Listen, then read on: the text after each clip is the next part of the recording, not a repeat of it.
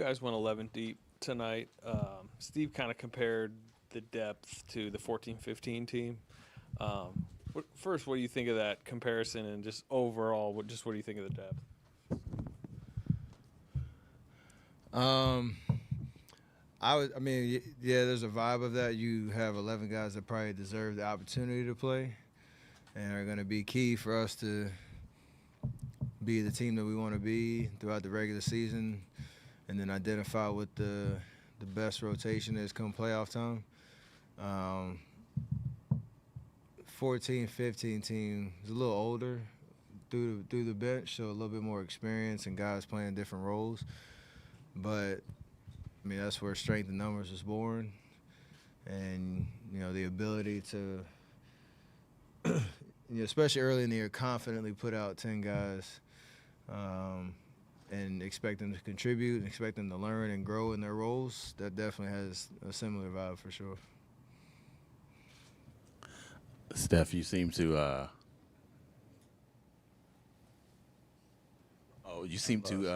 be really excited about. Where you go with this? You seem to be really excited when they announced Wiggins' name. His first title, his first ring night. How do you just feel about him getting to experience this? You done? Okay. I'm just happy for him because I remember March of 2020, the trade happening, and feeling very confident that he could fit in. Not just fit in, he could rewrite his story as, an elite wing at this level, contribute to a championship team.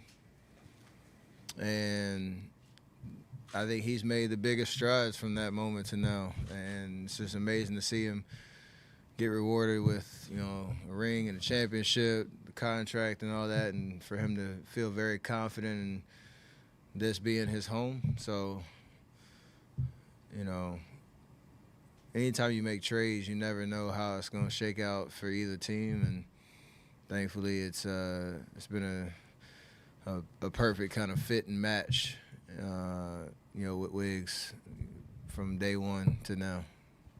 Steph, there was a period at the end of the first quarter you were on the floor with Wiseman and Kuminga, and I think Poole too.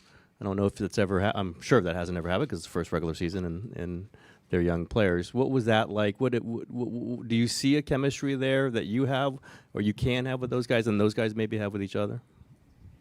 Yeah, I mean, it's the hard part of, again, the 11 guys you can throw out there. There's going to be different lineups every night, especially early in the year. Wise being out all last year. You're going to have to develop that chemistry as we go. I don't know what that sample size is really small. I don't know what it looked like. It felt like we were trying to do the right things. Didn't shoot the ball well, but had a pretty good pace to it. And, I'm sure we'll go get some more looks there, but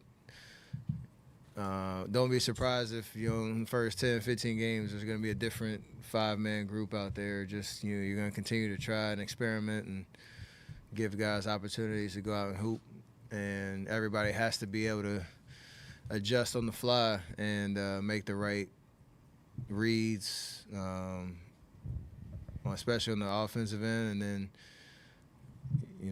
plug up on the defensive end and protect each other.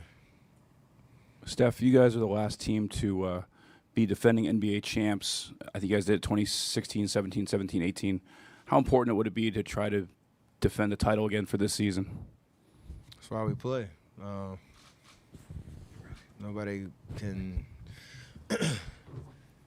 rest on. After tonight, the journey really begins in terms of knowing you're going to get everybody's best shot. You got some really talented teams that are going to be gunning for you. So we got to be ready for it all, knowing that it's going to be a very long journey.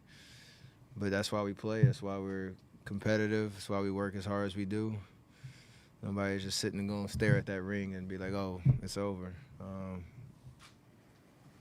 don't think anybody's built like that. Hey, Steph, you were just talking about how great it is to see Andrew find a home here. Last season, he set a career high from three-point range. Tonight, 4 3-pointers. How much is that a testament to the system compared to just the work that he's put in from there? It's both. You got to be prepared for your opportunities out there, but it's also him just seeing spacing, having confidence, knowing he's going to get touches, on the post, pick and roll, and, spotting up for three. He hit a couple off the dribble, too. So for him, it's just being decisive. Whatever he does, usually it turns out positive if he's decisive and aggressive, no matter what it is. So very confident in his ability to do that. Steph, when you think back to the player you were maybe 5 years ago, how much better are you at finding ways to score or contribute when your shot's not falling, like the first half tonight, and selling fouls and things like that? Steve mentioned, I asked him a similar question, and he mentioned your strength, and it's an example. He thought of how much stronger you are now than you were 3, 4, 5, 7 years ago. I'm curious your take on that. It all matters. Selling fouls might mean they weren't fouls. I don't try to do that too often, but I think a lot of it is, like you said, just being aggressive, knowing I'm going to shoot a lot of threes. No, everybody knows that. But if they're not falling, trying to get to the free throw line, get some easy ones, keeping the ball moving. And for me, I try not to stop moving offensively so that, you're always a threat even if you don't have the ball. I got like 3 back cuts in the first half that got me easy layups just because I kept moving and guys found me in the right time. So all that stuff matters, and you wear down the defense that way even if you're not, shooting like Andrew Wiggins from 3. Steph, when you think about tonight later, what are you going to remember most? What sticks out to you about the ring ceremony tonight here at Chase?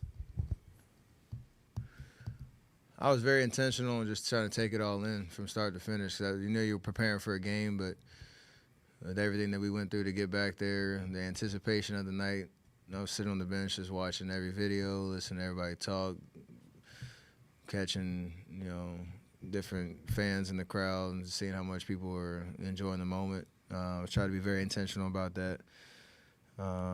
We had a moment, I don't know if it's 17 or 18, where we got to honor Eric Housen, who's been just the driving force behind the scenes of making our season as smooth as it goes, and logistically and all that. And his counterpart, Nanea, had her moment tonight, which all that stuff matters in terms of representing the organization and everybody that plays a part in taking care of our families, just making our day-to-day as easy as possible so we can focus on basketball. And the amount of pride that they take in doing their job, we want to make sure they get as much love as possible. So that was a cool moment, too. Got 2 questions for you, Steph. First, with the addition of Dante and the rise of Jordan and Moses, would you call this one of the more interesting backcourt groups you've played with? For sure. Yeah, a lot of guys, like Dante is a very versatile player. He can do a lot of different things. He can guard. He can play the ball with the ball in his hands and play make. He made a couple. Last 3 to 4th quarter, you can see he has range and he can space the floor that way too.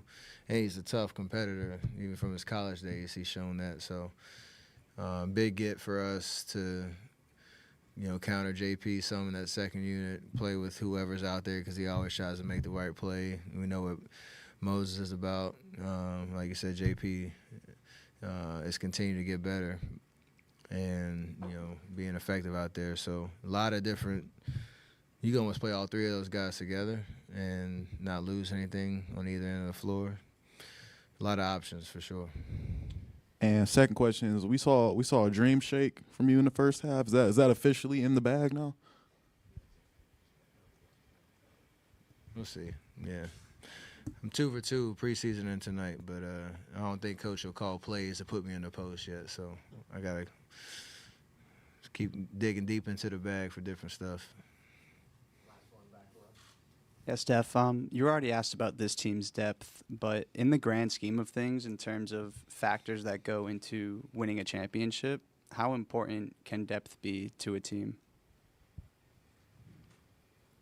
I mean, the biggest thing is that throughout the 82 games, you got to weather the storm. You know there's going to be a couple injuries. You know you're going to hit some rough patches that to be able to have that many guys to throw out there, it matters. But I think most importantly is, you know, when you get to the playoffs, you know the rotation is going to tighten a lot.